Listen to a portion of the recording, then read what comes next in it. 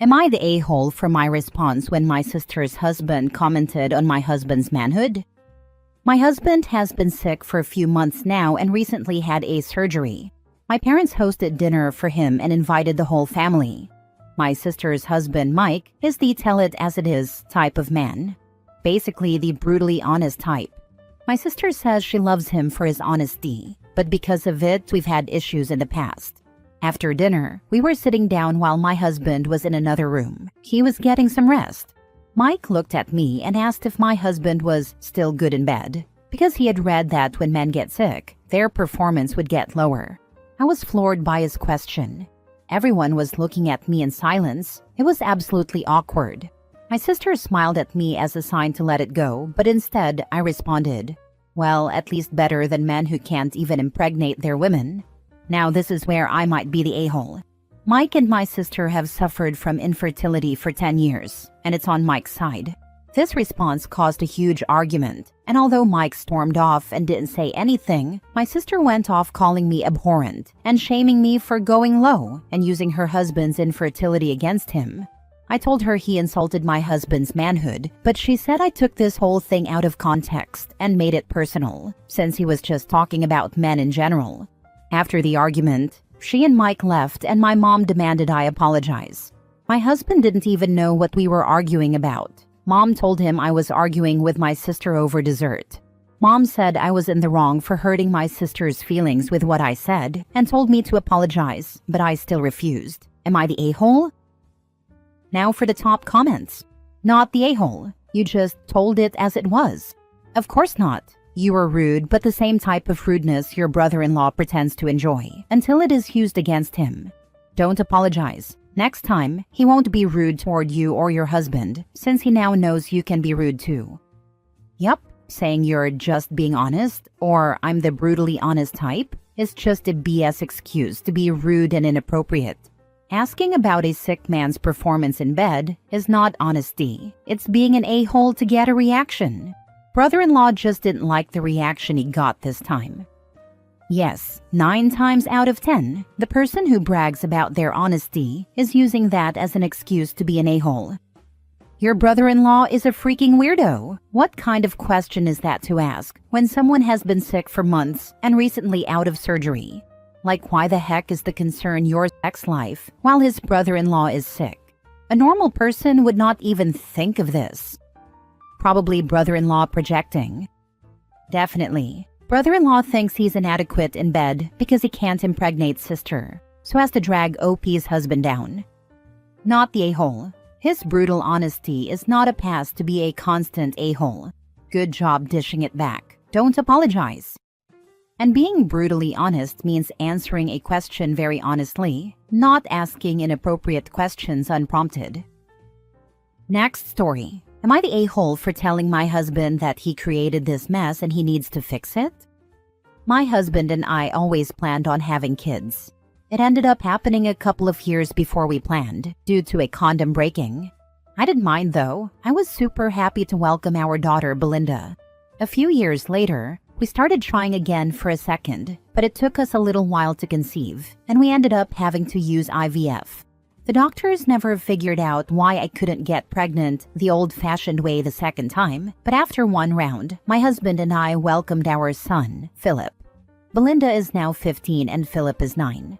A close family friend of ours is going through their own infertility journey. My husband and I were discussing it when I mentioned something about IVF, and Philip asked what that was. I explained and then added, "We used that to have you." Belinda asked if we used IVF to have her. I was about to answer no and leave it at that when my husband butted in with, "No, you're here because the condom broke," laughing. Belinda immediately looked hurt. We've had the talk and discussed that sometimes condoms aren't effective, how to use them properly, and other forms of birth control. So she understood exactly what he was saying. I quickly added, "You were a surprise, but a much welcome surprise. We always planned on having kids. It just happened a few years sooner than expected." Belinda just nodded and quietly said, "Okay," but I could tell she was really upset. I later told my husband to apologize and make sure she understands that she's loved and wanted. He told me I was overreacting. I spoke with Belinda and reassured her that she was loved and wanted. She seemed to feel a little better, but still wasn't completely happy. It's been a few weeks, and Belinda has made little jabs here and there. Not in a playful way, clearly she's still hurt. She'll say things to her dad like, "Well, clearly I was some big mistake," and "Sorry for inconveniencing you." My husband got fed up and told her she was being dramatic and that he didn't mean anything by that comment. He later told me to tell her to cut it out. I said no. He said it, made her feel like crap, and hasn't spoken to her about it since. He has to deal with the consequences of that. She's a sensitive teenage girl, and that's a scary combination when they feel rejected and unwanted by their fathers. My husband is now saying I'm in the wrong. Am I the a-hole? Edit. I didn't tell him in front of her that he deserved it. He told me privately how he felt. I wouldn't undermine him in that way in front of her. Not the a-hole. He said it, made her feel like crap, and hasn't spoken to her about it since.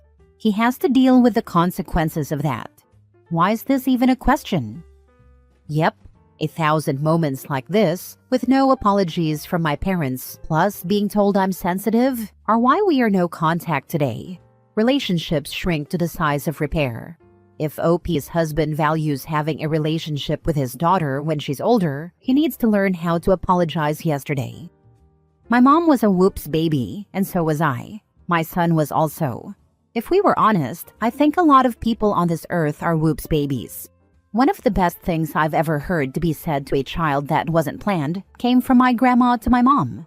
Grandma told Mom, "At first I didn't know what I was going to do with you, but after you were here, I had no idea what I'd ever do without you." My mom was number 4. Maybe something along these lines from your husband may make her feel much better, but he will have to suck up his pride and not be the a-hole and have that conversation with her. Good luck. At a guess, probably 50% of babies were not planned at the time they were conceived. Doesn't make them a mistake or unwanted. My 2 sisters and I all have our birthdays in the same week, 9 months after my parents' wedding and anniversary. We do have a sibling that was probably planned, and his birthday is in a different month. I also know they had no intention of having more than 2 kids. I didn't grow up feeling unwanted as baby number 3. I was born 9 months after my mom's birthday. I know my deadbeat dad well enough to know that's probably all she got for her birthday. Not the a-hole. Your daughter is still hurt. Your husband needs to put on his big boy pants and talk to her. It's silly of him to drag it out. You can obviously prove to your daughter she's loved. After all, you liked having a child like her so much, you were willing to pay a small fortune to get one more. So to you, that unplanned pregnancy was like winning the lottery. My youngest brother was a broken condom result. It bothered him for years, until he had his first child who also was unplanned. He didn't try to hurt her. He made a stupid joke, but the joke did hurt, and it's on him to act like a grown-up and talk to her. Next story. Am I the a-hole for refusing to give up my honeymoon suite to my sister and her newborn? My wife, 28 female, and I, 29 male, recently got married and booked a dream honeymoon at a beautiful resort. We splurged on the honeymoon suite. It's a once-in-a-lifetime trip. A week before we left, my sister, 31 female, had an emergency C-section. Mom called, asking if we could downgrade our room so my sister, her husband, and their newborn could have our suite. They didn't plan a baby moon and now want a last-minute vacation to recover. I said absolutely not. We paid a fortune for this experience. My mom blew up, calling me selfish. My sister sent crying emojis, saying she's exhausted and could really use the peace. My dad says we should do the right thing and let them have it since we can honeymoon anytime. I feel bad she had a tough birth, but we worked hard for this trip. My wife says standing firm is the right call, but now some in the family isn't speaking to us. Am I the a-hole? Now for the comments. So your sister and brother-in-law didn't plan ahead, and now you're supposed to just gift them your dream honeymoon suite? Because what, she had a baby? That's not how this works. They can book their own vacation like responsible adults. That's what we said too, but now we are getting backlash from my family, shaking my head. It sounds like you're traveling to this honeymoon suite? Because if so, your sister should absolutely not be traveling far from the hospital. her OBGYN, and her baby's pediatrician after birth for something so trivial as a vacation. The pediatrician would not recommend it. Baby is a newborn. Subjecting them to the outside environment with no immune system is so risky. They haven't had all their vaccines. This is irresponsible of your sister, and I would not have a part in it if I were you. And that's all on top of the fact that it's your hard-earned honeymoon, not the a-hole. Newborn babies generally can't fly for minimum a week, but generally it isn't recommended for a few months. Just explain you just want to keep the newborn safe by not traveling. I did. She ended up not going, due to the lack of passport for the newborn and her still having pain, but my family still blames me. Not the a-hole, since according to your dad, you can honeymoon anytime, why can't your sister baby moon anytime? The entitlement is crazy. Tell all of the crybaby relatives that they can pool their money and send your entitled idiot sister on her baby moon. Their idiocy is appalling. Last story. Am I the a-hole for refusing to give a real apology to my sister-in-law after she made my life miserable on a trip? I, 40 male, have a history of health problems. I have to eat before 9 p.m. or I get nauseous, and I also need to avoid certain foods. When I met my sister-in-law, I had a broken leg and was on crutches, so I wasn't in the best condition at all. She's from a big city and repeatedly told me I should see it with her. She invited me to see an exhibition, but instead of booking somewhere close to it, she chose a place far away because it was cheaper. If she had let me know in advance, I could have saved up for a more convenient place, but she knew better because she's a native, and I'm from a small town. I trusted her because she had a car and led me to believe we'd be driving to the exhibit and back. We were supposed to go to the city on Saturday, see the exhibition, get an early night, and head home after lunch on Sunday. I didn't even need to ask for a day off, as I was on probation. No holidays or sick leave allowed, unless there was a good reason, and a trip out of town on a whim wasn't a good reason. The trip was miserable. Instead of driving, we had to use buses and trains, and we walked a lot in the pouring rain. My leg hurt from the cold and wet, and I didn't get a chance to rest. She then decided the exhibition we were supposed to see was too expensive, and we ended up doing something else. In fact, we did a lot of other things that mainly involved being dragged from one rainy street to another. I wanted to get out of the weather, so I paid for an exhibition that was the same price as the one she refused to go to. She still claims that she paid the inflated price at my insistence. There was no seating, and it was a crowded, uncomfortable space. I was upset because we queued for ages just to get out of the rain. She later claimed to everyone that she only went to the exhibit because I insisted and that it was terrible. We didn't get to eat until after 10 p.m. in some fancy restaurant she eventually decided on, but by then, I couldn't manage more than 2 to 3 bites because I needed to eat on time to avoid getting sick. I couldn't even take pain medication because I hadn't eaten, so I'm sure you can imagine how uncomfortable I was that night. I didn't sleep a wink, and we had to check out early the next morning. The next day, I was exhausted and in pain. She dragged me from one place to another, and I honestly don't even remember what we did. I begged to go home around 5 p.m. because I had to work the next day, but she kept insisting that there was more to show me. I can't even remember what I saw. I was so stressed and exhausted, so what was the point? We didn't get back to my hometown until 11 p.m., and then she went shopping while I was stuck waiting for her. I couldn't get a taxi, it was too late at night, and I didn't even know where we were. She was the one with the car, and my broken leg and fatigue made me feel very vulnerable. When we finally got to my house at midnight, I had to be up at 5 a.m. for work. She smugly said, "I'm glad I'm unemployed. I can sleep all day tomorrow." I didn't speak, but I wanted to lose it. I didn't talk to her for weeks after that. My brother reached out, saying she was upset that I didn't thank her for a great trip and that I should apologize and show some gratitude. I didn't. He started talking about me to my parents while I wasn't there, and my mother shut that down. She pointed out that I didn't get to see the exhibition we went for, that I had to go into work sleep-deprived, exhausted, and sick, or else risk losing my job. As I said, I was on probation and hadn't booked any recovery time off, as I hadn't expected to need it.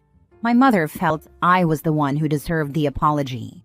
He and sister-in-law went no contact with me and my parents after that. I was the golden child, and they were my enablers, they said. After years of no contact, they reached out when they had nowhere to go and needed my parents' support.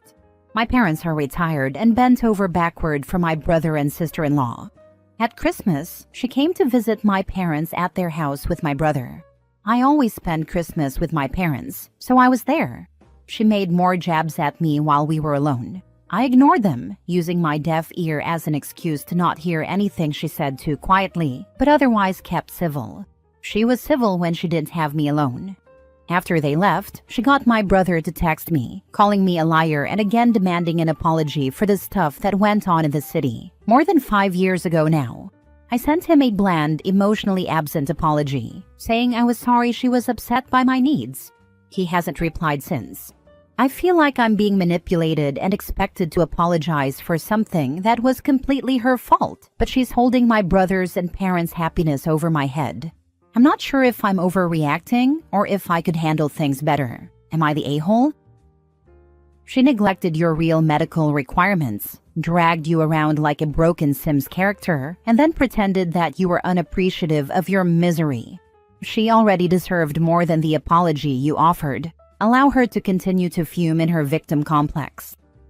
But why didn't OP speak up? I kept asking myself that while reading. Why not say, no, I would like to go to Exhibition X. I need to eat now. Can we please find a restaurant? No, thank you. I don't want to do any more sightseeing. I am sure sister-in-law tried to show OP things she was proud of in her city. If OP didn't like them, he could have said so. How did you get to 40 years old without experiencing extreme discomfort and being overwhelmed? And more importantly, what to do when that happens? I don't live in a city. I don't get overwhelmed where I live or feel unsafe. I was taken out of my comfort zone because I trusted my brother and thought sister-in-law was a very different person. I mean, she sucks, but you're a grown man. You allowed yourself to be her victim?